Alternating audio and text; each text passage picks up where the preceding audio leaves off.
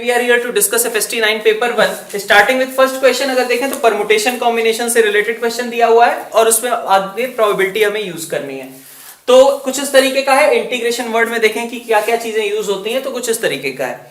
अब अगर हमसे ये कहा जा रहा है ए ऑप्शन में probability that each word starts with E and ends in an, तो फर्स्ट ऑप्शन पे आते हैं। ठीक है, तो ई हमारा सबसे पहले, एन सबसे लास्ट में। ठीक है, तो अब जो बीच में कितनी चीजें और यूज करनी है, हमें 9 चीजें और यूज करनी है। ठीक है, टोटल 11 थे, एक ई और एक एन चले गए, तो 9 चीजें यूज करनी है। कितनी पॉसिबिलिटीज होंगी? 9 फैक्टोरियल डिवाइडेड बाई, अब देखो n एक यूज हो चुका है, तो अब i 2 यूज होंगे, n एक यूज होगा, t 2 यूज होगा। ठीक है, तो रिपीटिशन इनकी वजह से आ सकता था। ठीक है, तो i और t तो अभी भी दो अवेलेबल है, लेकिन n एक ही बचा हुआ है। ठीक है, तो हमारे पास 2 फैक्टोरियल ये आ जाएगा, तो ये हमारे पास a में नंबर ऑफ वर्ड्स हो जाएंगे। अगर हमें प्रोबेबिलिटी निकालनी है तो अपन क्या करें, ये फेवरेबल हो गए, डिवाइडेड बाई टोटल। टोटल की बात करूं तो टोटल हमारे पास 11 थे, 11 थे, डिवाइडेड बाई क्या करना पड़ेगा, 2 2 2, तो 2 फैक्टोरियल, ये हमारी प्रोबेबिलिटी आ जाएगी। बी ऑप्शन की बात करें तो बी ऑप्शन में क्या कहा गया था, वर्ड्स स्टार्टिंग विद आई और एंडिंग इन एन। आई पे स्टार्ट हो जाए तब भी ठीक है, एन पे एंड हो जाए तब भी ठीक है। तो देखो आई से अगर स्टार्ट करना है हमें, तो आई से स्टार्ट करके कितने बनेंगे, आई को मैंने पहले प्लेस पे रख दिया, आगे के 10 प्लेसेस अभी खाली हैं, कितने अरेंजमेंट्स हो सकते हैं आई से स्टार्ट होकर के, 10 फैक्टोरियल डिवाइडेड बाई, अभी हमारे पास 2n है और 2t है, आई तो मैंने पहले प्लेस पे यूज कर लिया है, आगे के 10 प्लेसेस का मैं केवल अरेंजमेंट कर रहा हूं। ठीक है, n से अगर देखें कि n पे एंड होने वाले, ठीक है, तो n पे एंड होने वाले भी तो इतने ही होंगे, उसमें तो कोई दिक्कत है नहीं, उसमें भी इतने ही, 10 फैक्टोरियल बाई 2 फैक्टोरियल। लेकिन अब इसमें ऐसे केसेस 2 बार काउंट हो गए, जैसे कि हम i से स्टार्ट करें n पे एंड करें, तो वो केस पहले भी आ गया, दूसरे बार भी आ गया, तो वो एक बार सबट्रैक्ट करना पड़ेगा। तो माइनस कौन सा करना पड़ेगा, जो i से स्टार्ट करके n पे एंड होता है। तो अब ऐसे केसेस कितने होंगे, तो देखो 9 अभी भी बचे हुए हैं भरने को places, 9 factorial divided by, i एक यूज हो चुका, n एक यूज हो चुका, तो बचा क्या है, सिर्फ t बचा हुआ है 2 फैक्टोरियल रिपीटिशन के लिए। तो हमारे पास टोटल इसके लिए कितना आएगा, this thing plus this thing, और ये कितना हो जाएगा, ये निगेटिव साइन के साथ आएगा। ठीक है, तो इन दोनों को ऐड करो और उसके बाद इसको सब्ट्रैक्ट कर दो, डिवाइडेड बाय टोटल तो यही है, तो यहां से अपने पास बी के लिए प्रोबेबिलिटी निकल जाएगी। सी ऑप्शन की बात करें, यहां पे क्या कहा गया है, probability that order of vowels remains same. तो अब देखो अगर हमें वॉवेल्स का ऑर्डर सेम रखना है, तो सबसे पहले मैं 11 में से कितने वॉवेल्स हैं हमारे पास, तो देखो एक यहां पे 2 3 एक 4 और एक 5, टोटल 5 वॉवेल्स हैं। तो 11 में से 5 प्लेसेस सेलेक्ट कर लो जहां पे वॉवेल्स को रखना है, और उनपे उसे रखने के कितने तरीके होंगे, तो भाई जब प्लेसेस डिसाइड हो गए तो ऑर्डर तो यही रखना है ना, सबसे पहले आई रखना है। ठीक है, फिर मतलब सबसे पहले प्लेस पे आई रखना है। ठीक है, तो वॉवेल्स का ऑर्डर सेम ही रखना था हमें, तो 11 में से 5 प्लेसेस वॉवेल्स के लिए सेलेक्ट किए, और उसके बाद जिस ऑर्डर में इंटीग्रेशन में वर्ड्स हैं उसी ऑर्डर में हम सारे वॉवेल्स को रख देंगे, इंटीग्रेशन में जो अल्फाबेट्स हैं उसी ऑर्डर में हम सारे वॉवेल्स को रख देंगे। बाकी बचे 6 प्लेसेस। अब 6 प्लेसेस में क्या है कि 6 प्लेसेस में 6 कॉन्सोनेंट्स आएंगे, कॉन्सोनेंट्स में लेकिन रिपीटिशन है, किनका, 2n है और 2t है, तो 6 फैक्टोरियल डिवाइडेड बाई 2 फैक्टोरियल, ये हमारे पास आ जाएगा केस कि कितने नंबर ऑफ ऐसे वर्ड्स होंगे जिनमें order of vowel remains same. ठीक है, फिर डी ऑप्शन पे आते हैं। डी ऑप्शन में हमसे क्या कहा जा रहा है, वॉवेल्स और कॉन्सोनेंट अल्टरनेट आने चाहिए। तो देखो क्या है, 6 हमारे पास क्या है, कॉन्सोनेंट्स हैं। ठीक है, 5 हमारे पास वॉवेल्स हैं, तो कैसे होगा start, C V C V C V, है ना, consonant vowel consonant vowel consonant vowel consonant vowel, फिर कॉन्सोनेंट वॉवेल, 5 हो गए, और एक लास्ट में और सी रहेगा। तो हमें मतलब इसी तरीके से हम कर सकते हैं, 6 रहते तो हमारे पास और भी तरीके थे कि भाई सी वी से स्टार्ट करो या फिर वी सी से स्टार्ट करो। ठीक है, तो यहां पे तो हमें इसी तरीके से अरेंज करना पड़ेगा। तो अब देखो कॉन्सोनेंट्स इन्हीं प्लेसेस पे भरने हैं, अब इन 6 प्लेसेस में कॉन्सोनेंट्स भरने के कितने तरीके होंगे, 6 फैक्टोरियल बाई 2 फैक्टोरियल, और 5 वॉवेल्स को भरने के कितने तरीके होंगे, तो 5 फैक्टोरियल डिवाइडेड बाई, वहां आई का रिपीटिशन होगा, 5 फैक्टोरियल बाई 2 फैक्टोरियल। तो ये हमारे पास टोटल नंबर ऑफ वेज हो जाएंगे डी के लिए। अब फिर से वही प्रोबेबिलिटी निकालनी है, तो प्रोबेबिलिटी निकालने के लिए इसको डिवाइड कर दो 11 फैक्टोरियल बाई 2 फैक्टोरियल से। तो हमारे पास z cube is equal to z bar लिखा गया है। z cube is equal to z bar का मतलब क्या है कि अगर हम इसका मॉड लेते हैं दोनों साइड में तो हमारे पास मॉड z कितना आएगा 1 के बराबर। क्यों कह रहा हूं ऐसा, क्योंकि मॉड z का cube is equal to mod z bar, यही है ना भाई। दो कॉम्प्लेक्स नंबर्स अगर बराबर है तो हम ये कह सकते हैं ना कि उनके मॉड भी आपस में बराबर होंगे, although vice versa is not true. ठीक है, तो ये मॉड z की वैल्यू 1 के बराबर आ गई। अब मॉड z 1 के बराबर है और क्या यूज करें, तो अगर हमें मॉड z की इंफॉर्मेशन मिल गई है और यहां पे z बार दिख रहा है तो क्या करना चाहिए, z से multiply, z cube is equal to z bar, ऐसा कर लें। तो ये z4 इज इक्वल टू कितना लिखा है, मॉड z का स्क्वायर विच इज 1। तो z की वैल्यू कितनी आ गई, हमारे पास z रेज़ टू पावर 4 की वैल्यू 1 चाहिए और मॉड z कितना था, 1 के बराबर था। तो ऐसा कब पॉसिबल होगा भाई, ऐसा ही कह सकते हो ना, mod z is equal to 1 मतलब एक सर्कल पे लाई करने वाले ऐसे पॉइंट्स जिनकी पावर 4 से हमारे पास 1 आ जाए। तो यही होगा 1,0 है ना, यहां पे आ जाएगा तुम्हारा 0,1 -1,0 और सॉरी ये हो जाएगा तुम्हारा 0,-1 इनफैक्ट, और यहाँ पे -1,0। ठीक है, तो ये चारों पॉइंट्स हो गए। ऑफ कोर्स ये साइक्लिक क्वाड्रिलेटरल है, रेक्टेंगल भी कह सकते हैं हम इनको ज्वाइन करके, और उसी को स्क्वायर भी कहा जा सकता है। तो ए बी डी तीनों ही यहाँ पे करेक्ट हो जाएंगे। फिर क्वेश्चन नंबर 3 देखें। क्वेश्चन नंबर 3 क्वाड्रेटिक से रिलेटेड है। क्या कहा गया है, सबसे पहले तो मैं ऐसा कह देता हूं कि 2 raise to power pi upon cos inverse x को मैं t बोल सकता हूं क्या। अब अगर इसको t बोल दिया तो cos इनवर्स x कहां से कहां तक वेरी करता है, 0 से पाई तक, यही रहता है। तो t की वैल्यू इसका मतलब कैसी रहेगी, अगर मैं यहाँ पे पाई भी रख देता हूं तो ये वैल्यू कितनी हो गई, 2 हो गई। इसका मतलब t मेरा हमेशा कैसा है, t मेरा ग्रेटर देन और इक्वल टू 2 है। तो अब क्वाड्रेटिक ये बनी हुई है T square minus A plus half into T minus A square is equal to 0। ठीक है, और कहा जा रहा है कि इसका ओनली 1 रियल सोल्यूशन। तो एक रियल सोल्यूशन इसका कैसे हो पाएगा, सपोज यहां से t1 आया है और t2 आ गया। ठीक है, ऐसा तो अपन कह नहीं सकते कि इसका डिस्क्रिमिनेंट नेगेटिव हो जाए, वो तो पॉसिबल ही नहीं है। ठीक है, कुछ ना कुछ तो अपने को चाहिए ही रूट। तो t1 और t2 में से अगर मान लो कि दोनों 2 के बराबर हो जाएं तो भी अपना काम चल गया, x की एक ही वैल्यू आएगी। दूसरा केस और क्या हो सकता है कि एक इन t1 और t2 में से कोई एक 2 से बड़ा हो जाए और दूसरा 2 से छोटा हो जाए, तो 2 से छोटा वाला केस रिजेक्ट हो जाएगा, 2 से बड़े वाले के करस्पॉन्डिंग हमारे पास x बन जाएगा। तो अपन यही ट्राई करते हैं कि हमारे पास अगर हम देखें तो एक केस ये हो सकता है कि t1 और t2 में से एक 2 से बड़ा है, दूसरा 2 से छोटा है। ठीक है, तो मतलब 2 लाइज इन बिटवीन रूट्स, ऐसा कह सकता हूं। और क्या केस हो सकता है, दूसरा केस मैंने क्या बोला कि t1 और t2 दोनों ही 2 के बराबर हो जाएं। तो दूसरा केस ये हो सकता है कि 2 इटसेल्फ इज अ रूट, ऐसा बोल सकते हैं। तो अगर ऐसा है, ठीक है, तो इन दोनों को कंबाइन करके क्या कहा जा सकता है, leading coefficient into f of k should be negative और इक्वल टू 0 कह सकता हूं क्या। k lies in between root हो गया, और अगर k खुद रूट होगा तो यहां पे इक्वालिटी आ जाएगी। तो इसलिए हमने यहां पे a लीडिंग कोफिशिएंट 1 है, f ऑफ कितने पे निकालना है, हमें 2 पे निकालना है, लेस देन और इक्वल टू 0। f2 देखो कितना आएगा, 4 minus A plus half into 2 minus A square less than और इक्वल टू 0। तो अब हमारे पास यहां से इनइक्वालिटी क्या सॉल्व होकर के आ रही है, a लेस देन और इक्वल टू -3 और a ग्रेटर देन और इक्वल टू 1। तो इसके अकॉर्डिंग अपन इसके सबसेट्स मार्क कर लेंगे। फिर आगे अपन देखें क्वेश्चन नंबर 4। क्वेश्चन नंबर 4 में हमारे पास ये पुराना ही क्वेश्चन दिया हुआ है, पिछले एफएसटीज में किसी में आया था, y is equal to fx का ग्राफ सिमेट्रिक है अबाउट 4,0। तो अब देखो क्या होगा, 4,0 में यहां पे मार्क कर लेता हूं। यहां पे कुछ इस तरीके का ग्राफ होगा 4,0 के अबाउट सिमेट्रिक। ये स्टार्टिंग के शायद एफएसटी 1 या 2 में से किसी में आया हुआ क्वेश्चन है। तो 4,0 के अबाउट ग्राफ कैसा था, सिमेट्रिक था। ठीक है, ये इस तरीके का कुछ, सही बात, ये एक्स एक्सिस रही होगी। ठीक है, इसीलिए यहां पे पॉइंट क्या है, 0 है।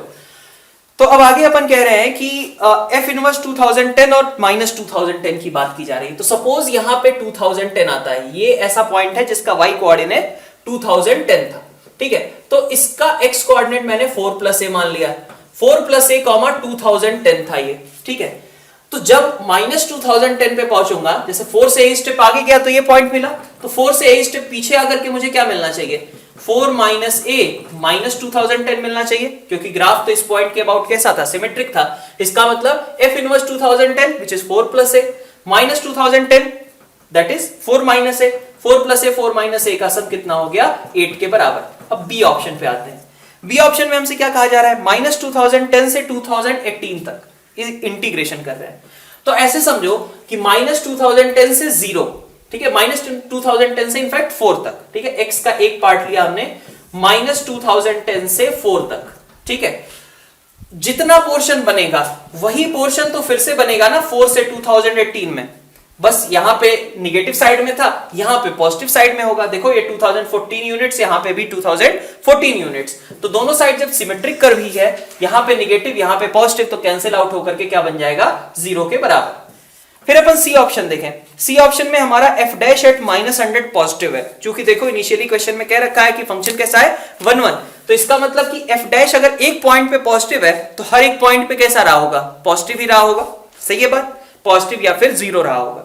तो अपन ये कह सकते हैं कि f डैश 10 की अगर मैं बात करूं तो भी कैसा रहा होगा, ग्रेटर देन और इक्वल टू 0, क्यों, क्योंकि क्वेश्चन में दे रखा है कि फंक्शन इज 1 1।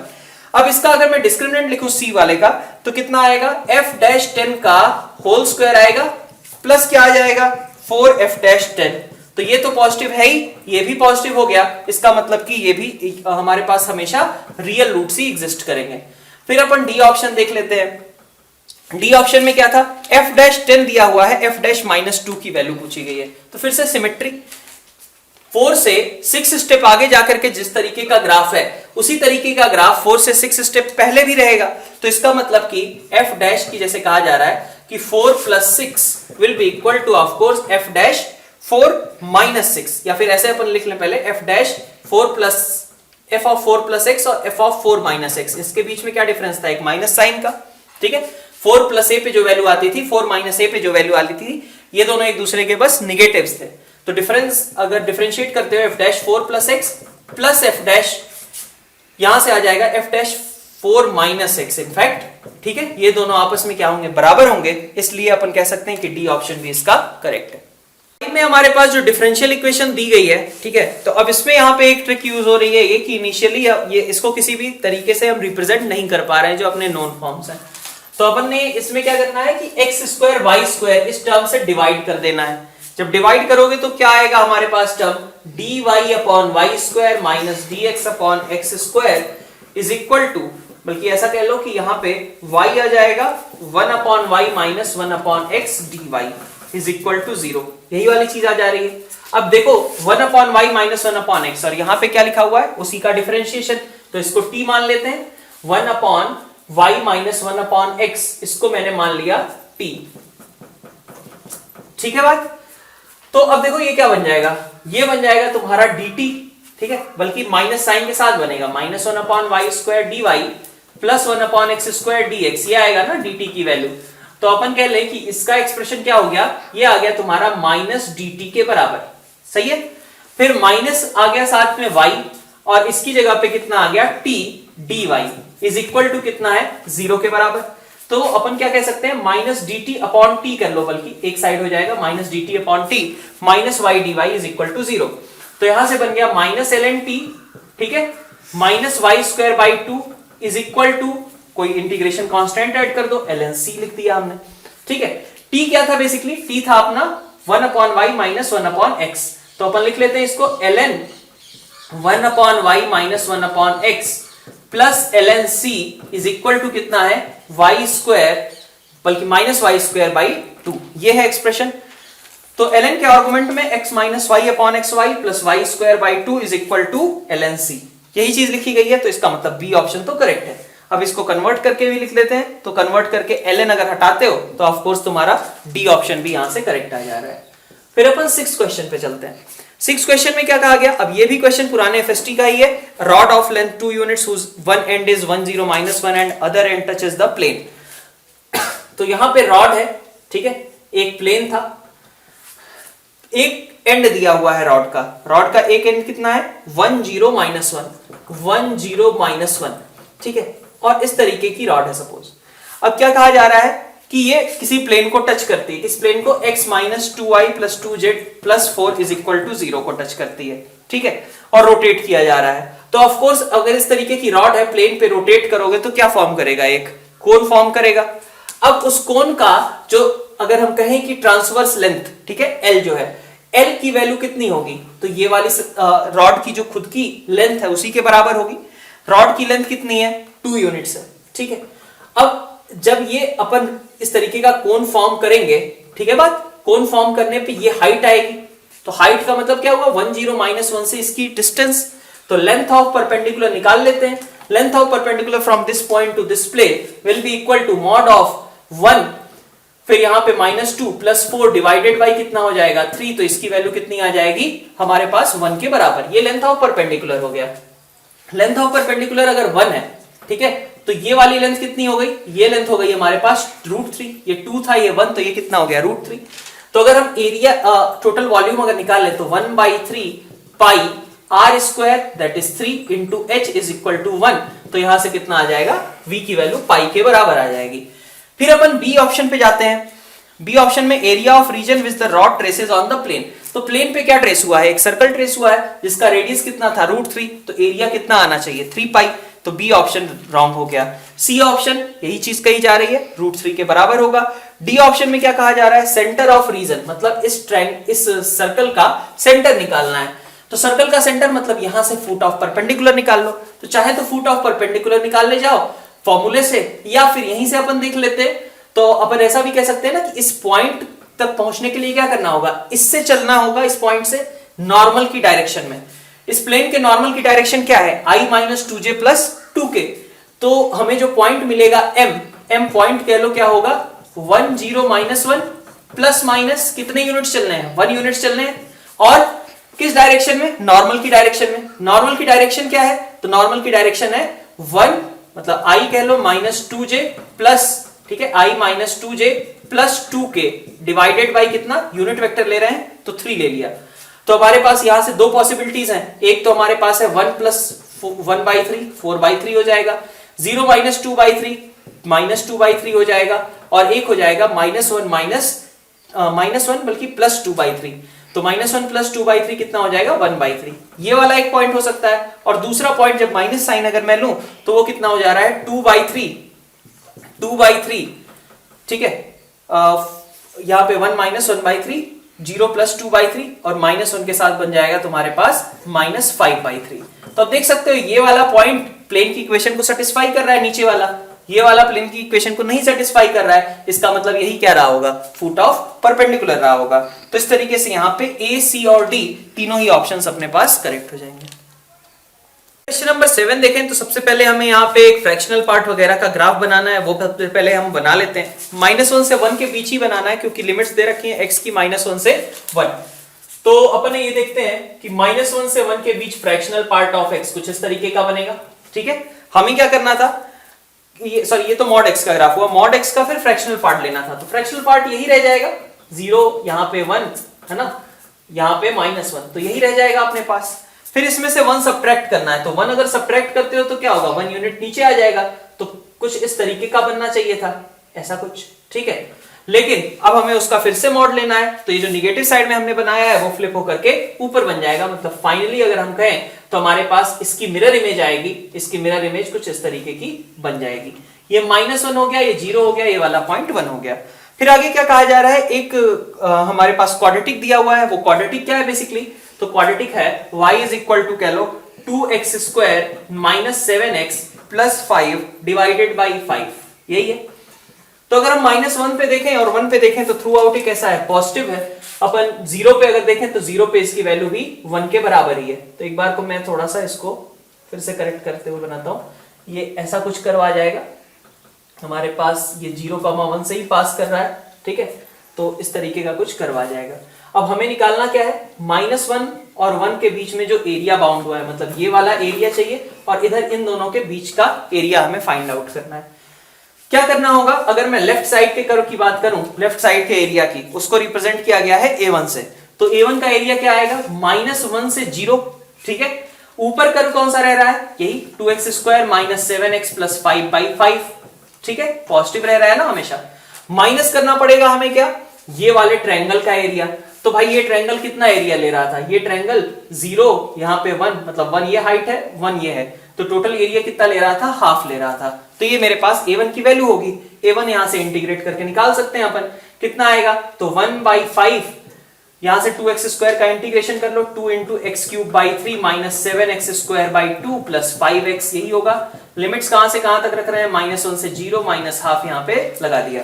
तो ये a1 की वैल्यू हमारे पास निकल करके आ रही है 4/3 के बराबर। ठीक है, ये मेरे पास a1 की वैल्यू आ गई। अब a1 की वैल्यू के बाद नेक्स्ट हमें क्या करना है, नेक्स्ट हमारे पास निकालना है हमें a2, तो इस साइड वाला एरिया। तो इस साइड वाले एरिया में भी सेम वही चीज कि भाई ये जो कर्व था, क्वाड्रेटिक जो थी, वो कितना एरिया ले रही थी, माइनस कर दूं मैं ट्रायंगल का एरिया। तो a2 की भी वैल्यू इसी तरीके से आ जाएगी। a2 की वैल्यू के लिए 0 से 1 इंटीग्रेट करना है, 2x square minus 7x plus 5/5 minus कितना, हाफ। ठीक है, इंटीग्रेशन सिर्फ इतने पार्ट पे हो रहा है। ठीक है ना, ये तो ट्रायंगल का एरिया था जो हम सब्ट्रैक्ट कर रहे हैं। तो अब इसके लिए भी सेम इसी तरीके का इंटीग्रेशन हो जा रहा है और इसकी वैल्यू आ रही है अपने पास 1/15। तो a1 और a2 अगर आ गए तो फिर उसके आगे अपने पास ऑप्शंस मार्क करने में तो कोई दिक्कत नहीं है। क्वेश्चन नंबर 8 अगर देखें तो साइन इनवर्स x, सबसे पहले A option, integer part of sine inverse x is positive, that means कि integer part of sine inverse x will start taking its values from 1।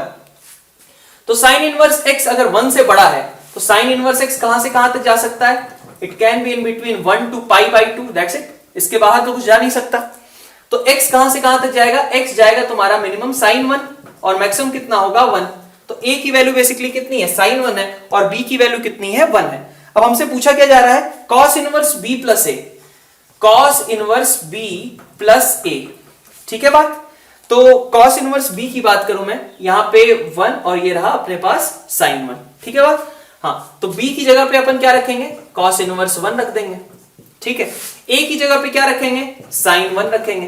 तो sin 1 की वैल्यू कैसी होगी, अपन अगर देखें sin 1 की बात की जा रही है, sin 1 तो 1 से छोटा ही होगा ना। तो sin 1 अगर 1 से छोटा होगा तो इसका मतलब कि इसका इंटीजर पार्ट कितना निकल जाएगा अपने पास, 0 के बराबर। फिर C और D ऑप्शंस पे आते हैं नेक्स्ट। तो C और D ये एक अच्छा ऑप्शन दिया हुआ है। इसमें क्या है कि हमें ये कहा जा रहा है कि determinant of AB is 4, determinant of BA बताओ। लेकिन नॉर्मली तुम ऐसा नहीं सोच सकते यहाँ पे determinant of A into determinant of B, क्योंकि डिटर्मिनेंट ऑफ A तो एग्जिस्ट ही नहीं करता है 2x3 के लिए, 3x2 के लिए भी ऐसा एग्जिस्ट नहीं करता है। तो क्या इफेक्ट आ रहा होगा, तो ऐसा कुछ है कि अगर हमारे पास ये सपोज 2 3 है ना, 2x3 में पहला लेता हूं, 2x3 लिया मैंने, 2 रोज और 3 कॉलम्स, तो इस तरीके का 1 4 5 सपोज ये ले लिया, 2 3 1 और 1 4 5। ये मेरे पास अगर 2x3, 2 रोज हैं और 3 कॉलम्स हैं, और इसको मल्टीप्लाई करना है मुझे 3x2 से, तो अगली बार मैं इसी को इस तरीके से लिख लेता हूं, 2 3 1 सपोज, और इसको 1 4 5 बोल देता हूं। ठीक है, तो अब मल्टीप्लाई अगर करोगे तो दोनों के इंडिविजुअली तो कोई डिटर्मिनेंट नहीं है, लेकिन मल्टीप्लीकेशन से एक स्क्वायर मैट्रिक्स बन जाएगी। स्क्वायर मैट्रिक्स का ऑफ कोर्स डिटर्मिनेंट एग्जिस्ट करेगा। लेकिन अब इसी चीज को देखो, अगर मैं उल्टा इसी को सोचूं कि अगर ये मेरे पास 3 था, ठीक है, सबसे पहले जो मैं BA का केस ले रहा हूं, ठीक है, BA के केस में क्या होगा, BA के केस में एक तरीके से ऐसा है कि हमें 3x3 और 3x3 अगर इसको बनाना पड़ेगा ना, क्योंकि हमारा फाइन यहां पे तो 2x3 था, ये 3x2 था, तो फाइनल रिजल्ट हमें कैसा मिलता था, 2x2 मिलता था।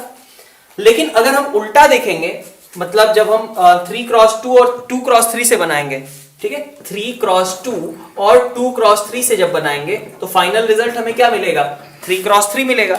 अब देखो, जब 2x3 और 3x2 को मल्टीप्लाई कर रहे थे 2x2 रिजल्ट आ रहा था, तो उसमें तो कोई हमें एक्स्ट्रा टर्म डालने की जरूरत नहीं थी ना। लेकिन यहां पे अगर मैं बात करूं तो यहां पे अगर हमें 3x3 से कन्वर्ट करना है तो इसको तो हमें क्या करना पड़ेगा, 0 डालना पड़ेगा। तुम कोई मैट्रिक्स लेकर के चेक भी कर सकते हो ये चीज कि 0 डालने से, अगर मैं 3x3 का हमारे पास था, इसको उल्टा अगर मैं ब्रेक करूं, ये AB मेरा सपोज 3x3 आ गया, उल्टा मैं ब्रेक करना चाह रहा हूं, तो मेरे पास यही दोनों मैट्रिसेस आ जाएंगे। बस इनमें क्या होगा, जैसे यहां पे थर्ड कॉलम नहीं है, थर्ड कॉलम की जगह पे 3 जीरो होंगे। इसी तरीके से यहां पे थर्ड रो नहीं है, इनकी जगह पे क्या होगा, 3 जीरोस के इक्विवेलेंट हो जाएगा। इसलिए ये वाली मैट्रिक्स 0 के बराबर, मतलब इसका डिटर्मिनेंट 0 के बराबर आ जाएगा।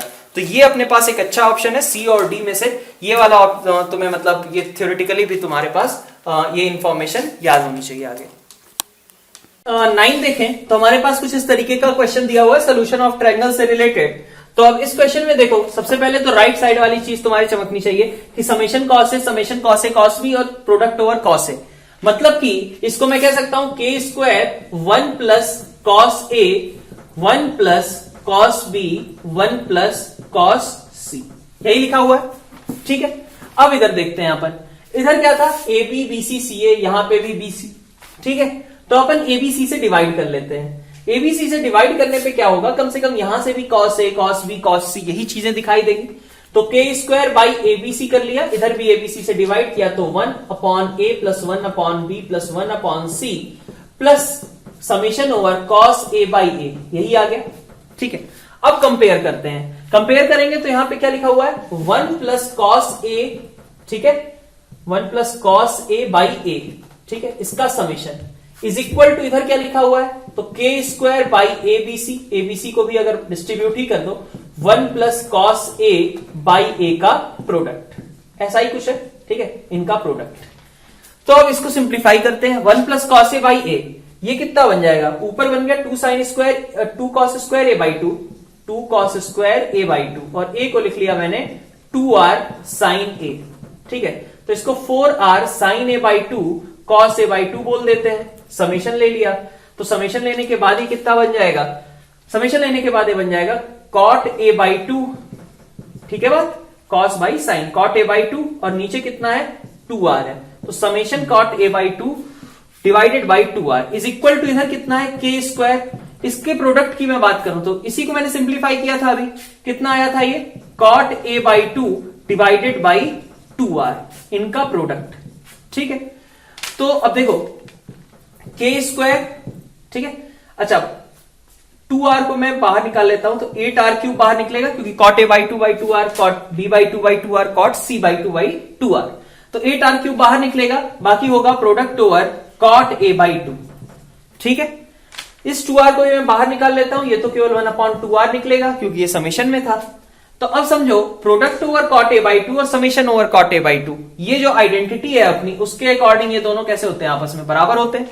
तो इन दोनों को कट कर दिया, बाकी बचा हमारे पास क्या, K square is equal to 8r cube upon 2r which is 4r square, so K should be equal to plus minus 2r। अब क्वेश्चन नंबर 10 देखते हैं। क्वेश्चन नंबर 10 में क्या है, 10 में हमारे पास मल्टीनोमियल थ्योरम से रिलेटेड है क्वेश्चन। अगर मैं ए ऑप्शन की बात करूं तो ए ऑप्शन में मैं ए बी सी डी इनको बाहर निकाल लेता हूं, ए बी सी डी बाहर निकाला तो रेज टू पावर 10 भी बाहर निकला, बाकी बचा मेरे पास ए की पावर -1, बी की पावर -1, सी की पावर -1, डी की पावर -1 और रेज टू पावर 10। यहां पे तो इतना था, कोफिशिएंट किसका निकालना है हमें, कोफिशिएंट निकालना है हमें ए की पावर 8, बी की power 4, C raise to power 9 और डी रेज टू पावर 9। तो A10 पहले से था, इसका मतलब कि इसमें मुझे क्या चाहिए, मुझे इसका कोफिशिएंट ओवरऑल निकालना है। A10 तो यहां पे था, तो इधर से मुझे क्या चाहिए, A की पावर -2 चाहिए, ठीक है। फिर B की पावर में मुझे क्या चाहिए, B की पावर में मुझे चाहिए -6, C की पावर में क्या चाहिए -1 और D की पावर में क्या चाहिए -1। तो इसके एक्सपेंशन में A raise to power -2, B raise to power -6, C raise to power -1, D raise to power -1, इसका कोफिशिएंट क्या आएगा, तो 10 factorial upon 2 factorial 6 factorial 1 factorial 1 factorial, ये हो जाएगा अपना कोफिशिएंट, जो कि ऑफ कोर्स 2520 के बराबर है। ए ऑप्शन अपना करेक्ट है, बी ऑफ कोर्स इनकरेक्ट हो गया। सी ऑप्शन पे आते हैं। ए के जीतने की प्रोबेबिलिटी कही गई है 2/5, बी के जीतने की प्रोबेबिलिटी कही गई है 3/5, ऐसा है क्वेश्चन में। फिर आगे क्या कहा जा रहा है कि उसको बेस्ट ऑफ 3 गेम खेलना चाहिए या बेस्ट ऑफ 5 गेम खेलना चाहिए, सो दैट उसके जीतने की प्रोबेबिलिटी ज्यादा हो। तो अपन इसको अगर देखें तो इस क्वेश्चन में समझो क्या चीज हो सकती है कि अगर मान लो मैं बेस्ट ऑफ 3 की बात करता हूं, ए को डिसाइड करना है, मतलब ए अपनी विनिंग चांसेस बढ़ाना चाहता है, तो ए के जीतने की प्रोबेबिलिटी, ठीक है, बेस्ट ऑफ 3 वाले में देख लेते हैं, ठीक है। बेस्ट ऑफ 3 में उसके जीतने के लिए क्या सिचुएशन होगी, या तो वो तीनों मैच जीत जाए, ठीक है बात, या फिर वो 2 मैच जीत जाए। तो 3 में से तीनों मैच जीत जाए, अगर इसको मैं सक्सेस बोलूं जीतने को ए के, तो 2/5 रेज टू पावर 3 होगा, ठीक है। और क्या हो सकता है, ये बाइनोमियल प्रोबेबिलिटी लगा रहे हैं, 3 में से 3 success 2/5 raise to power 3, 3/5 raise to power 0।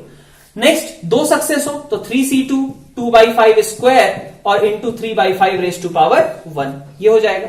ये बेस्ट ऑफ 3 के लिए आया, इसकी वैल्यू कैलकुलेट कर लो, ये कुछ आ रहा है अपने पास 0.352 जैसा, ठीक है, 0.35 समथिंग, ठीक है। अब आगे देखें, बेस्ट ऑफ 5 के लिए समझते हैं। बेस्ट ऑफ 5 में क्या होगा, बेस्ट ऑफ 5 के केस में, इस केस में उसके पास क्या क्या चांसेस हैं कि भाई 5 में से या तो 5 गेम जीते, ठीक है, या फिर वो 4 गेम जीते या फिर वो 3 गेम जीते, यही केसेस है। तो अपन इसको कैलकुलेट कर लेते हैं। 5C5 5 के 5 गेम जीते वो, 2/5 करना पड़ेगा, प्लस 4 गेम जीते तो 2/5 3/5 ये होगा, और 3 गेम जीते तो 5C3 2/5 और 3/5 यही होगा। इसको भी ऐड कर लो, this sum is coming out as 0.32, ठीक है। तो 0.35 0.32 ये वाली क्वांटिटी बड़ी है, इसलिए उसके लिए बेहतर यही रहेगा कि वो इस प्रोबेबिलिटी के साथ जाए, मतलब वो बेस्ट ऑफ 3 वाला गेम खेले। इनकी अगर बात करें तो क्वेश्चन नंबर 11 में कुछ इस तरीके का है, 2 सर्कल्स हैं, छोटा वाला सर्कल कंप्लीटली अंदर कंटेन हो रहा है। हमें एक ऐसे सर्कल के सेंटर का रेडियस चाहिए, ठीक है, सॉरी सेंटर का लोकस चाहिए इनफैक्ट, ठीक है। सिर्फ कर्व अगर निकालना होता तो इस तरीके का क्वेश्चन हम जो कोनिक कर्व्स में स्टार्टिंग में करते हैं कि कौन सा इलिप्स होगा, कौन सा हाइपरबोला होगा, ठीक है, या फिर कौन सा पैराबोला होगा, बिल्कुल स्टार्टिंग में पैराबोला के स्टार्टिंग वाला क्वेश्चन कह लो या इलिप्स के स्टार्टिंग वाला क्वेश्चन कर लो, वही रहता है। लेकिन चूंकि हमें यहाँ पे इसेंट्रिसिटी वगैरह निकालनी है तो हमें इक्वेशन भी चाहिए होगी, तो अपन इक्वेशन निकालने के लिए जाते हैं। तो अगर अपन यहाँ पे देखें तो HK था, ठीक है, यहां पे ये सपोज मान लिया मैंने कि इसका रेडियस R है, 2,0 इधर ले लिया। तो अगर दोनों एक्सटर्नली टच कर रहे हैं, मतलब इसको मैं C1 बोलता हूं, इसको मैं C2 बोलता हूं, और सबसे बड़े वाले के सेंटर को मैं C3 बोल देता हूं।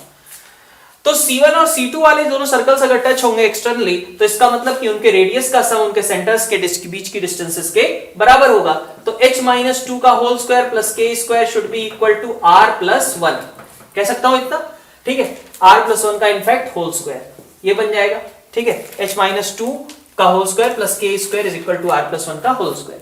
फिर इसी तरीके से देखें, ये C2 वाला सर्कल C3 वाले सर्कल को इंटरनली टच कर रहा है, तो इसका मतलब C1 C2 मतलब HK और मतलब C2 C3 दोनों सेंटर्स के बीच का distance h square plus k square, ये रेडियस के डिफरेंसेस के बराबर होगा। तो रेडियस के डिफरेंसेस के बराबर का मतलब कितना हो गया, r, ठीक है, सॉरी बड़े वाले का 5 था माइनस r, ये हो जाएगा, इसका होल स्क्वायर कर देंगे, ठीक है बात।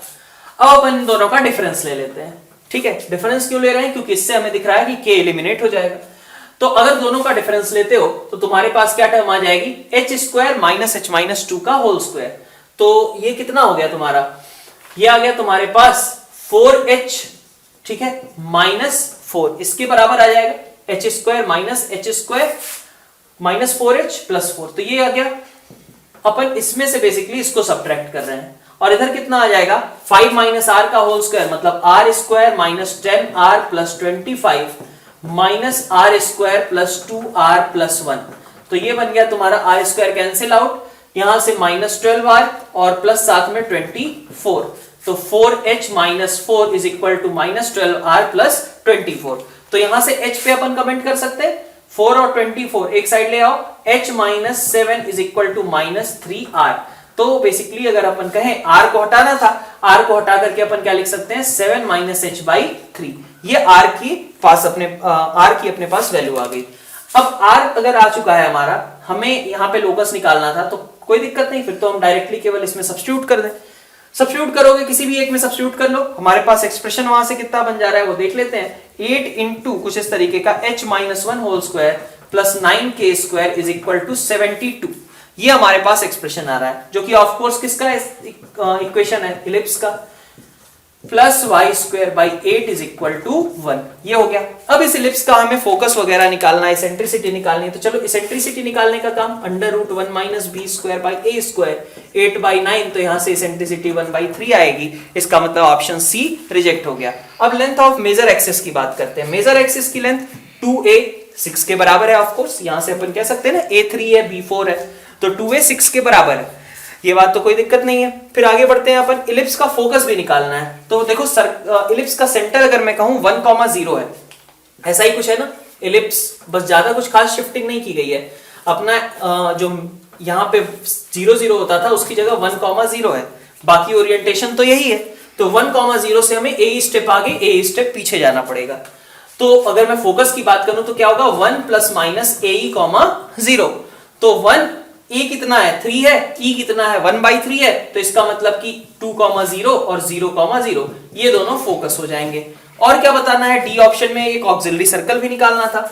अब इसका ऑक्सिलरी सर्कल जो होगा उसका सेंटर क्या होगा 1,0, तो x माइनस 1 का whole square plus Y square, radius कितनी होगी तो a स्क्वायर मतलब 9 के बराबर। तो अपन यहां से कह सकते हैं क्या कि x square plus Y square minus 2x और यहां से -8 इज इक्वल टू 0, मतलब डी ऑप्शन भी इसका करेक्ट होगा। तो fx हमारे पास एक फंक्शन दिया हुआ है, ऑफ कोर्स ये डबल लिमिट से कोरिलेटेड क्वेश्चन है, क्योंकि हमें x के अकॉर्डिंग हमें इसमें लिमिट्स देखनी है, वैल्यूज देखनी है फंक्शनल, और लिमिट दी हुई है n टेंडिंग टू इन्फिनिटी। तो डबल लिमिट का क्वेश्चन है, तो हमें क्या सोचना चाहिए, यही चीज कि हमारे पास ये जो 1 प्लस cos x है, 1 प्लस cos x, ये सब चीजें लिखी हुई हैं, ठीक है, उसकी पावर में n है, तो कब ये मेरा बेस 1 से छोटा है, कब बड़ा है, और कब एग्जैक्टली 1 के बराबर है, यही टेंशन लेनी है हमें। तो अगर अपन कहें, अब देखो जैसे odd multiple of pi by 2, even multiple of pi, है ना, इन सब पे इसने पूछा है, तो अपन 0 से 2 पाई के बीच देख लेते हैं कि ग्राफ किस तरीके से बिहेव करेगा। तो अगर अपन x equal to pi by 2 के अराउंड देखते हैं पहले, तो ठीक है, पाई बाई 2 के अराउंड से स्टार्ट करते हैं। तो पाई बाई 2 के अराउंड कैसा होगा, पाई बाई 2 से जस्ट पहले अगर देखो, ठीक है, मैं ऐसे लिखता हूं x equal to pi by 2 minus पे, ठीक है, पाई बाई 2 माइनस पे अगर देखो तो क्या रिजल्ट आएगा, पाई बाई 2 माइनस पे cos x कैसा होगा, पॉजिटिव होगा, इसलिए यहां पे बेस जो है मेरा 1 से बड़ा है, मतलब ये डोमिनेट करेगा, ये डोमिनेट करेगा, इन दोनों का कोई खास कंट्रीब्यूशन नहीं रह जाएगा, क्योंकि ये दोनों इंफिनिटी ऊपर, ये 1 प्लस cos x वाली चीज रेज टू पावर n होकर के इंफिनिटी टेंड हो रही है, तो इन दोनों को नेग्लेक्ट किया, यहां से 1 प्लस cos x की पावर n, यहां से 1 प्लस cos x की पावर n, रिजल्ट क्या आएगा 1। तो अगर कहें मैं LHL पाई बाई 2 पे, वो कितना है 1 के बराबर है। x equal to pi by 2 पे देखता हूं, x equal to pi by 2 पे अगर देखूं तो ये मेरे पास एग्जैक्ट वैल्यू आएगी 1 plus exact 1 plus 5 ln pi by 2, और डिवाइडेड बाई कितना होगा 2 प्लस 1, ठीक है। तो ऑफ कोर्स ये पाई बाई 2 पे तो फंक्शन कैसा है, डिसकंटिन्यूअस है, तो पॉजिटिव ऑड मल्टीपल्स पे डिसकंटिन्यूअस होगा, सी ऑप्शन बिल्कुल ठीक है। फिर आगे बढ़ते हैं, पाई के राउंड चेक करते हैं, ठीक है। अब पाई बाई 2 प्लस चेक करने की जरूरत नहीं है वैसे मेरे पास, क्योंकि भाई यहीं से ये दोनों सेम नहीं आए, तो इसलिए अपना पाई बाई 2 पे फंक्शन कैसा है, डिसकंटिन्यूअस है। अब दूसरा केस देखते हैं पाई के राउंड, तो पाई के राउंड कैसा बिहेव करेगा, पाई माइनस पे देखो, पाई माइनस पे देखता हूं, पाई माइनस पे अगर देखें तो 1 प्लस कॉस के आर्गुमेंट में पाई से कुछ छोटा, तो भाई कॉस पाई कितना होता, -1 होता, ठीक है। तो इसका मतलब ये तो अभी भी पॉजिटिव है, 1 प्लस कॉस एक्स अभी भी पॉजिटिव है, रेज टू पावर n लग करके, लेकिन वो 0 की ओर टेंड कर रहा है। ये 0 हो गया, ये 0 हो गया, तो मेरे पास काम की टर्म क्या होगी 5 ln x और 2, तो यहां से रिजल्ट क्या आएगा 5 ln पाई बाई 2, यही आएगा। x इज इक्वल टू पाई पे देखूं, एग्जैक्ट पाई पे, तो इसने 0 बना लिया, इसने 0 बना लिया, इधर बच गया हमारे पास 5 ln पाई बाई 2। अब ये दोनों तो बराबर आ गए, LHL और फंक्शनल वैल्यू RHL भी देखना पड़ेगा, तो पाई प्लस पे देखते हैं, पाई प्लस पे वैल्यू क्या आएगी, तो 1 प्लस कॉस के आगे पाई प्लस। अब पाई प्लस पे कॉस कैसा रहता है, थर्ड क्वाड्रेंट में, मतलब कैसा रहेगा, नेगेटिव ही रहेगा, मतलब ये ओवरऑल बेस अगर मैं कहूं 1 प्लस कॉस पाई प्लस, मतलब ये 1 से छोटा है कि पावर में n, मतलब वो 0 को टेंड कर जाएगा। फिर से मेरे पास यही आएगा 5 ln पाई बाई 2, इसका मतलब पाई पे फंक्शन कैसा है, कंटिन्यूअस है।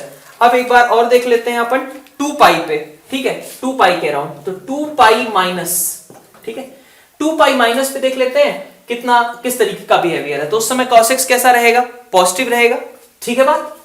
तो फोर्थ क्वाड्रेंट की बात कर रहे हैं ना, तो cos x पॉजिटिव है, तो इसका मतलब कि ये इंफिनिटी को टेंड करेगा, ये भी इंफिनिटी को टेंड करेगा, रिजल्ट कितना आएगा 1, क्योंकि ये दोनों तो काम के ही नहीं रहे। अब x इक्वल टू 2 पाई पे देख लेते हैं, x इक्वल टू 2 पाई पे अगर देखें तो 2 पाई पे हमारे पास कितना है 1 प्लस cos 2 पाई, मतलब 2 की पावर n, है ना, प्लस 5 ln 2 पाई, और डिवाइडेड बाई 2 प्लस यहां से मेरे पास 2 की पावर n, ऐसा कुछ है, ठीक है। अब ये दोनों भी सेम नहीं है, इसका मतलब कि इवन मल्टीपल्स ऑफ पाई पे अगर हम देखें, पॉजिटिव इवन मल्टीपल्स ऑफ पाई पे ये फंक्शन किस तरीके का हो जाएगा, डिसकंटिन्यूअस हो जाएगा। नंबर 13 अगर देखें तो हमारे पास इस बाइनोमियल सीरीज का सम करना है, ठीक है, अच्छा क्वेश्चन है। सबसे पहले देखो r+3, ठीक है, ये r+3 से अपने को क्या आइडिया लग रहा है, इंटीग्रेशन का, ठीक है, इंटीग्रेशन वगैरह के टर्म्स में इस तरीके का रिजल्ट आता है। अदरवाइज अगर देखें हम कि एक बार r+1 काउंट करो, फिर r+2 इंट्रोड्यूस करो, फिर r+3 इंट्रोड्यूस करो, तो प्रोसेस थोड़ा लेंथी हो जाएगा।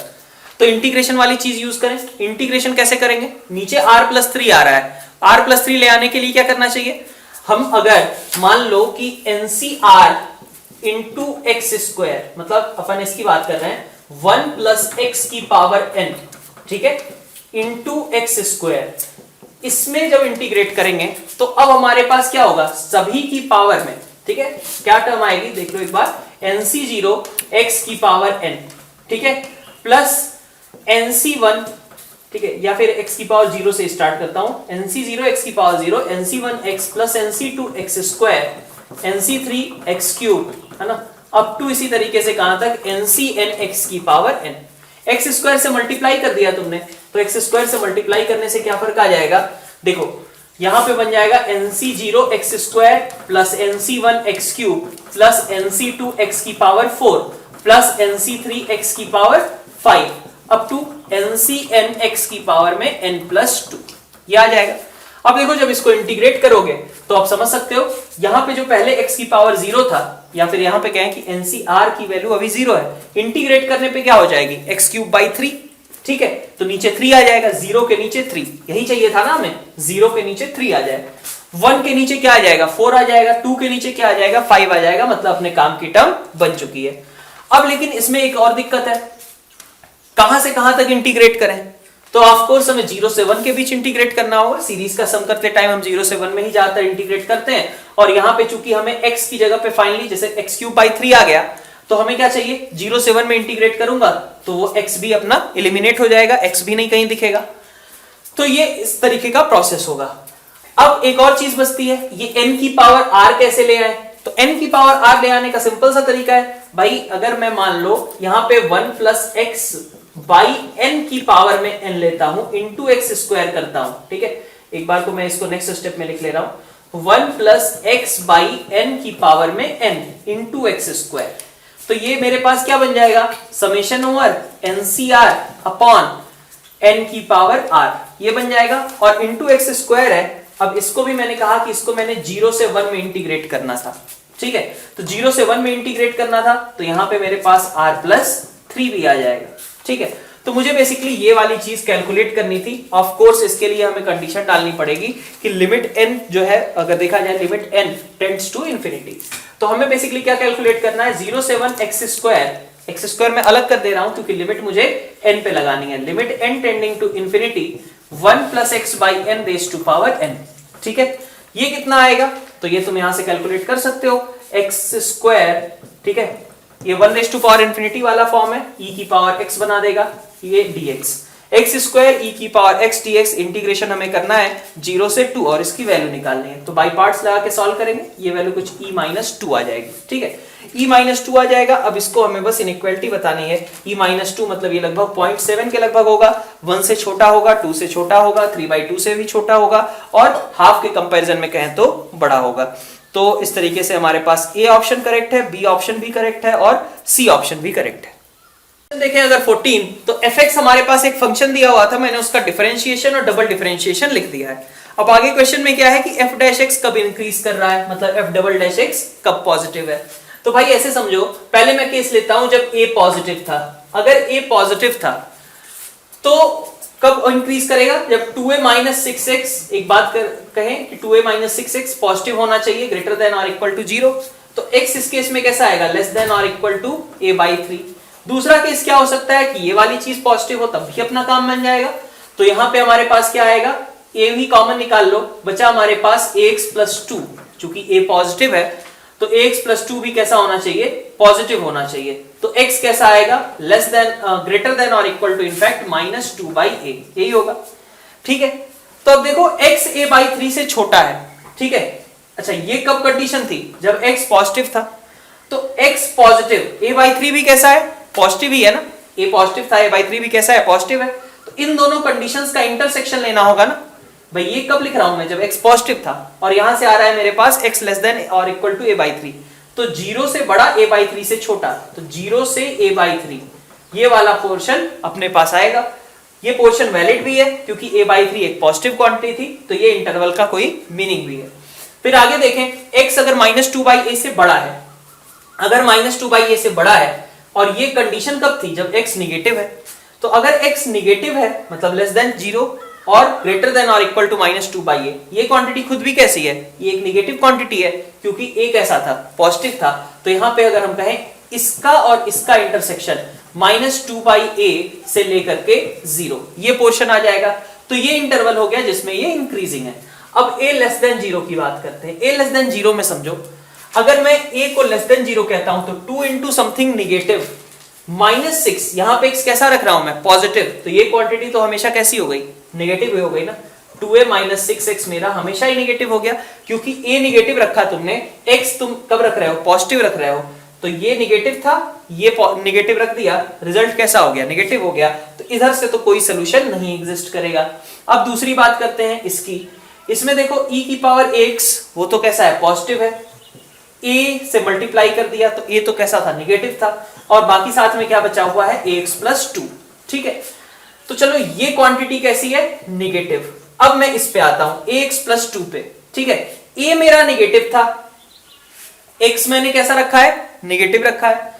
तो a नेगेटिव x नेगेटिव तो पॉजिटिव हो गया ना इन दोनों का प्रोडक्ट, और 2 मतलब ये पॉजिटिव है तो नेगेटिव पॉजिटिव, प्रोडक्ट कैसा हो गया, नेगेटिव हो गया। इसका मतलब कि a लेस देन 0 के लिए ये वाले से भी सोल्यूशन नहीं आएगा, इससे भी सोल्यूशन नहीं आएगा। करेक्ट आंसर शुड बी 0 से a/3 यूनियन -2/a से 0। अब अपन आगे क्वेश्चन नंबर 15 देख लेते हैं एक बार। 15th में क्या था, tan a/2 tan b/2 tan c/2, ये हमारे HP में है। तो अब देखो, अगर अपन देखें यहां से, अगर ये HP में है तो HP के बारे में हमें कुछ खास तो पता नहीं है, लेकिन ये पता है कि इसका उल्टा AP में होते हैं। उसी के अकॉर्डिंग क्वेश्चन सॉल्व करते हैं। तो cot a/2 cot b/2 cot c/2, ये सारे टर्म्स कैसे हैं, इन AP। ठीक है, ये सभी टर्म्स AP के हैं। अब आगे हमें क्या करना चाहिए, तो अब हमारे पास क्या इंफॉर्मेशन है, cot b/2 की वैल्यू वगैरह फाइंड आउट करनी है। ठीक है, cot b/2 की मिनिमम वैल्यू क्या होगी, ठीक है, ये सारी चीजें हमें डिस्कस करनी। ठीक है, तो अपन क्या यूज कर सकते हैं कि भाई यहां से अगर अपन देखें तो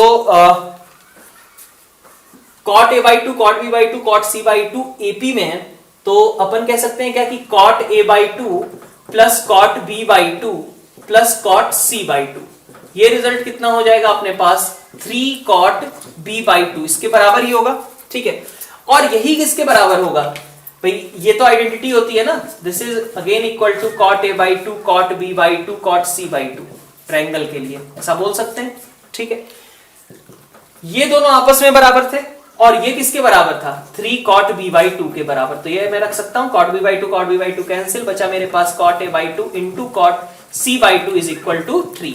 ठीक है, अब देखो आगे कि अगर हमें cot a/2 into cot c/2 is equal to 3 दे दिया गया, आगे की सिचुएशन देखें, मिनिमम कब अटेन करेगा, तो cot a/2 पॉजिटिव ही होगा ना, क्योंकि a/2 मतलब 90 डिग्री से छोटा। cot c/2 इनका प्रोडक्ट हमारे पास फिक्स हो चुका है, तो AMG हम अप्लाई कर सकते हैं। cot a/2 plus cot c/2 divided by 2 will be greater than और इक्वल टू, ठीक है, यहां से आ जाएगा इन दोनों का GM, cot a/2 cot c/2 raise to power 1/2। तो ये हमारे पास √3 हो गया, और यहां पे हमारे पास cot b/2 आ गया। ठीक है, cot a/2 plus cot c/2 is equal to 2 cot b/2, क्योंकि ये AP में थे।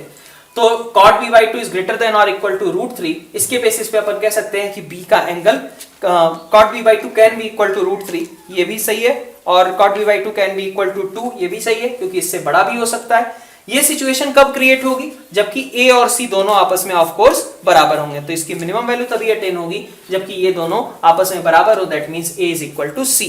तो इसके लिए भी हमारे पास A, B और C ये तीनों ही ऑप्शंस करेक्ट हो जाते हैं। तो यहाँ पे एक बहुत सिंपल सा क्वेश्चन दिया हुआ है, क्या कहा जा रहा है, A plus B plus C is equal to XB, find minimum value for X। तो X क्या होगा, B से डिवाइड कर लो, A/B plus 1 plus C/B is equal to X। तो अगर ABC GP में है तो एक अगर R है ये 1, और ये कितना हो जाएगा फिर 1/R, तो ये लिखा हुआ है R plus 1/R is equal to X। अब बता दो इसकी मिनिमम वैल्यू कितनी होती है, R 1/R मिनिमम 2 हो गया, तो इसका मतलब X की वैल्यू मिनिमम कितनी होगी, 3। तो 16th में आंसर अपने पास 3 हो जाएगा। 17th क्वेश्चन देखें, तो 17th में हमारे पास क्या दिया हुआ है, roots of equation are in GP। ठीक है, उन रूट्स का सम दिया हुआ है कितना, 40 के बराबर, जो x की पावर 4 का कोफिशिएंट है वहां से हम डिटरमाइन कर सकते हैं। तो तो हमने ऐसे कहा कि एक रूट अल्फा है, दूसरा रूट अल्फा आर, फिर alpha are square, alpha r cube और alpha are raise to power 4। ठीक है, बल्कि 5 रूट्स है ना, तो 5 रूट्स है तो ये हो गए सारे रूट्स।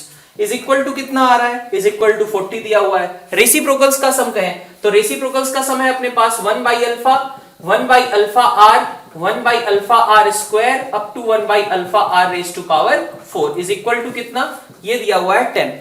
तो देखो अगर डिनोमिनेटर ये सेकंड वाले एक्सप्रेशन को मैं सिंप्लीफाई करूं तो क्या बनेगा, 1 अपॉन अल्फा कॉमन हो जाएगा, r की पावर 4 नीचे आ जाएगा और साथ में बचा रहेगा 1 plus R square up to last में अगर हम कहें तो r रेज टू पावर 4, ये पूरी टर्म बची रह गई इज इक्वल टू 10। तो ये मेरा फर्स्ट है, ये सपोज सेकंड है। ठीक है, तो 1/2 अगर करते हो तो देखो ये वाली चीज इधर भी कॉमन निकलेगी, सब कैंसिल आउट हो गए, ऊपर बचा अल्फा और नीचे बचा हमारे पास 1 upon alpha are raise to power 4, इनका रेशियो कितना है, 4 है। तो यहां से अपन कह सकते हैं कि अल्फा आर स्क्वायर की वैल्यू कितनी होगी, अल्फा आर स्क्वायर कितना हो जाएगा, 2 के बराबर, प्लस माइनस 2 के बराबर इनफैक्ट। अब आगे क्या कहा गया है क्वेश्चन में, तो हमसे ये मॉड s बाई 4 पूछा जा रहा है। मॉड s मतलब product of roots. Product of roots देखो यही है ना रूट्स, इनका प्रोडक्ट कितना है, तो अगर हम कहें कि product of roots that is s, ठीक है, s can be written as, अब s कैसी साइन के साथ लिखा जाएगा, नेगेटिव। ठीक है, तो minus s is equal to product of roots. Product of roots में क्या आएगा, तो अपन यही लिखेंगे, ये देखो यहां से अल्फा की पावर 5 है और r की पावर 10, यही हो रहा है प्रोडक्ट। तो अल्फा की पावर 5, r की पावर 10, अल्फा आर स्क्वायर की वैल्यू कितनी थी, प्लस माइनस 2 के बराबर, तो यहां पे क्या आ गया, plus minus 2 raise to power 5। ठीक है, तो माइनस s प्लस माइनस 32 हो जाएगा, तो अपन कह सकते हैं कि mod of s is equal to 32, इसलिए इस क्वेश्चन का आंसर कितना हो जाएगा, 8। फिर आगे अपन देखते हैं क्वेश्चन नंबर 18।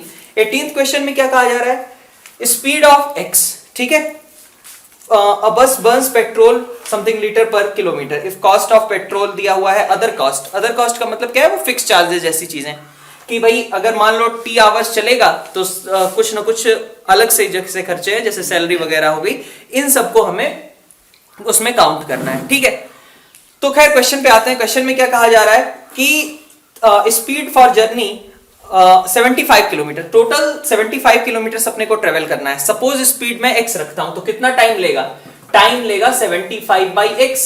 ठीक है, अब 75 बाई x में टोटल हमारे पास अगर कहें कि फिक्स चार्जेस कितने होंगे, तो पर आवर जो अदर कॉस्ट है वो कितनी है, 30 है, तो 75 by x into 30 plus petrol charges कितने होंगे, तो पेट्रोल चार्जेस कितने आएंगे, देखो 75 किलोमीटर चलना है, पर किलोमीटर चलने में कितना पेट्रोल लगता है, 3 by x plus x by 300। ठीक है, और पेट्रोल की कॉस्ट कितनी है, 30। ठीक है, तो ये हमारे पास टोटल चार्ज हो गए। ठीक है, ये टोटल चार्ज हो गया, इसको मिनिमाइज करना था। तो अब इसको मिनिमाइज करने के लिए अपन देखें अगर, तो 30 इंटू 75 तो कॉमन ही हो गए, है ना, इसमें भी 35 30, यहां पे भी 75 30 कॉमन हो गया, बचा क्या, 1 बाई एक्स, यहां से 3 बाई एक्स और प्लस एक्स बाई 300। ठीक है, तो 4 by x plus x by 300, इसको तुम्हें मिनिमाइज करना है, यही कहा जा रहा है। ठीक है, तो कब मिनिमाइज होगा, एएमजीएम से अप्लाई कर सकते हो डायरेक्टली कि भाई 4 बाई एक्स और एक्स बाई 300 उस समय एक दूसरे के बराबर होने चाहिए, क्योंकि यहां से दिख रहा है हमें प्रोडक्ट इन दोनों का कैसा है, कांस्टेंट है, तो एएमजीएम अप्लाई किया जा सकता है। तो मिनिमाइज करने के लिए 4 by x should be equal to x by 300, तुम चाहो तो डिफरेंशिएट करके भी कर सकते हो, यहां एएमजीएम से मैंने सॉल्व किया है। तो x square is equal to कितना आ जाएगा, 1200, तो एक्स की वैल्यू कितनी होगी, 20√3, दैट मींस कि लैम्डा की वैल्यू इस क्वेश्चन में कितनी है, 3 के बराबर है। 19 अगर देखें तो हमारे पास एक कर्व दिया हुआ है और कर्व के किसी पॉइंट x1, y1 पे हमने टेंजेंट खींचनी है। ठीक है, तो अब देखो कि भाई अच्छा, ये ऐसा कोई नहीं है कि मुझे इस कर्व का स्ट्रक्चर पता है, कुछ इस तरीके का ग्राफ बनेगा, ऐसा नहीं है, अपन ने ऐसे ही रैंडमली बना लिया। क्वेश्चन समझने के लिए क्या कहा जा रहा है, तो x1, y1 वाले पॉइंट पे टेंजेंट खींचा और y एक्सिस के किसी पॉइंट पे उस टेंजेंट ने इसको इंटरसेक्ट किया, हमें बीच की डिस्टेंस के बारे में कुछ कमेंट करना है। ठीक है, तो x1, y1 यहां पे है, तो यहां पे पॉइंट क्या आएगा, तो अपन लिख सकते हैं क्या, y minus y1 is equal to, आगे अपन कहें dy बाई dx। ठीक है, dy बाई dx कैलकुलेट किया होगा, स्लोप रही होगी, और इंटू x माइनस x1 यही रहेगा। y एक्सिस को जब इंटरसेक्ट करेगा तो उस समय x कोऑर्डिनेट कितना आएगा, 0 आएगा, तो x को 0 रख दो, x को 0 रखा तो y की वैल्यू कितनी आ गई, y की वैल्यू आ गई हमारे पास y1 minus x1 dy by dx, ऐसा बोल सकता हूं dy बाई dx को मैं थोड़ी देर के लिए m लिख ले रहा हूं, ठीक है। तो ये मेरे पास कोऑर्डिनेट इधर का आ गया 0, y1 माइनस mx1, ठीक है। बीच की डिस्टेंस, तो बीच की डिस्टेंस l से बोल दो, कितना आ जाएगा under root x1 square plus m square x1 square, ठीक है। तो x1 under root 1 plus m square, ये अपने पास रिजल्ट होना चाहिए था।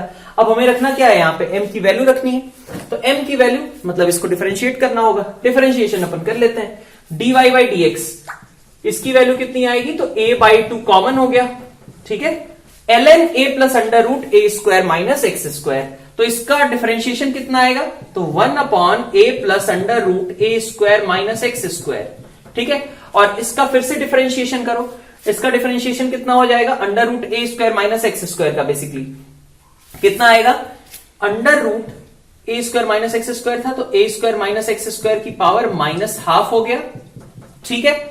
और एक हाफ और आएगा 1/2, ठीक है। और साथ में क्या आ जाएगा अपने पास, माइनस का 2x, ठीक है। Under root a square minus x square का डिफरेंशिएशन कर रहे हैं इस वाले टर्म में, ठीक है। तो कितना आ गया 1 अपॉन, मतलब basically a square minus x square की पावर हाफ लिखा था, तो half a square minus x square की पावर माइनस हाफ, और बाकी साथ में कितना है माइनस 2x है, ठीक है। और साथ में इस वाले टर्म का ln इतना, ये 3 तो है प्रेजेंट अपने पास, तो इसका भी डिफरेंशिएशन करना होगा। इसका डिफरेंशिएशन अपन अगर करें तो हमारे पास ये कितना आ जाएगा, तुम्हारा इधर हो जाएगा a minus under root a square minus x square, ठीक है। यहां पे a square minus x square की पावर में हाफ, ठीक। और क्या बचेगा, अब इस टर्म का डिफरेंशिएशन पे आते हैं, माइनस साइन एक और आएगा, ठीक है बात। तो माइनस साइन एक आ गया, आगे हाफ एक और लगा होगा, और माइनस 2x की एक और टर्म, ठीक है। और minus under root a square minus x square का फिर से डिफरेंशिएशन, तो इसका डिफरेंशिएशन तो अभी हमने किया था वैसे, कि half under root a square minus x square और साथ में ऊपर माइनस 2x, ठीक है। तो ये हमारा dy बाई dx है। इसको अगर तुम क्लब कर रहे हो तो यहां से हमारे पास निकल करके क्या आ जा रहा है, स्लोप आ जाएगी m is equal to minus under root a square minus x square by x, ठीक है। कहां पे कैलकुलेट किया जा रहा है, x1 वाले पॉइंट पे, ठीक है। तो ये हमारा m आ गया, x1 वाले पॉइंट पे है, इसलिए मैंने इसको ऐसे रिप्लेस कर दिया। अब मुझे l निकालना था, l is equal to x1 under root 1 plus m square, तो इसका स्क्वायर कितना हो जाएगा, a square minus x1 square divided by x1 square, तो x1 कैंसिल, बचा कितना अपने पास a। तो अपन कहें कि लेमडा की वैल्यू कितनी है, लेमडा की वैल्यू यहाँ पे 1 के बराबर होगी। देखें तो यहाँ पे सबसे पहले तो तुम्हें ये समझ में आना चाहिए कि सर्कल के रेडियस जो है सभी के r के बराबर ही है, ठीक है।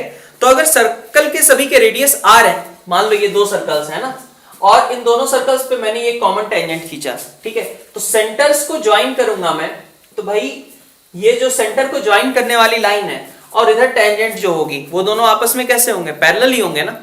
तो इसी बेसिस पे मैं कहूं कि जो ओरिजिन वाला सर्कल है, मतलब जिसका सेंटर ओरिजिन है, और दूसरा वाला सर्कल जो सबसे लास्ट वाला सर्कल है, उन दोनों को एक कॉमन टेंजेंट टच कर रही है, कुछ इस तरीके का कहा गया है हमारे पास, ठीक है, ऐसा कुछ, ठीक है।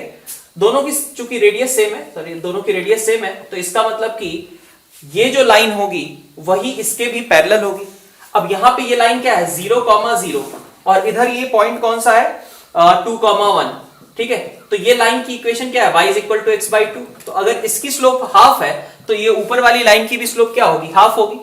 तो y इज, अगर मैं इस लाइन की इक्वेशन लिखना चाहूं, जो कॉमन टेंजेंट है, कॉमन टेंजेंट की अगर मैं इक्वेशन लिखना चाहूं तो वो कितना होगा, क्या करेंगे, y इज इक्वल टू, इसके रेफरेंस में मैं देख रहा हूं कि भाई इस सर्कल पे हमें हाफ स्लोप की एक टेंजेंट लिखनी है, तो क्या आएगा, y is equal to mx plus minus r under root 1 plus m square, यही होता है। हाफ रख दो m की जगह पे, तो half x plus minus r, और इधर कितना आ जाएगा 1 प्लस 1/4, मतलब 5/4 रूट 5/2। चूंकि हमें जिस तरीके का डायग्राम दिया हुआ है, हमें यहाँ पे पॉजिटिव ही कंसीडर करना पड़ेगा, तो हमारे पास इक्वेशन हो गई 2y और इज इक्वल टू x, तो बल्कि x minus 2y plus r root 5 is equal to 0। ये हमारे पास इसकी इक्वेशन आई। अब यही कॉमन टेंजेंट किसके लिए है, जो सर्कल जिसका सेंटर 1,1 है, तो इसका मतलब 1,1 से इस पे अगर ये टेंजेंट का काम कर रहा है तो लेंथ ऑफ परपेंडिकुलर कितना होना चाहिए, रेडियस r के बराबर होना चाहिए। तो 1 1 से इस पे लेंथ ऑफ परपेंडिकुलर निकाल लो, कितना आएगा 1 minus 2 plus R root 5 divided by under root 5 इसका मॉड। ये वैल्यू कितनी होनी चाहिए थी, आर के बराबर होनी चाहिए थी। लिखो 1 minus 2 plus R root 5 is equal to कितना आएगा प्लस माइनस रूट 5 आर। तो प्लस रूट 5 आर तो रख ही नहीं सकते वरना ये दोनों कैंसिल हो जाएंगे, माइनस रूट 5 लेकर के ही चलना पड़ेगा। तो बचा 2 R root 5 is equal to कितना 1। तो यहां से r की वैल्यू आ गई 1/2 रूट 5। हमसे 10 रूट 5 में इसका मल्टीप्लीकेशन करके पूछा गया है, तो रिजल्ट इस क्वेश्चन के लिए कितना हो जाएगा 5 के बराबर।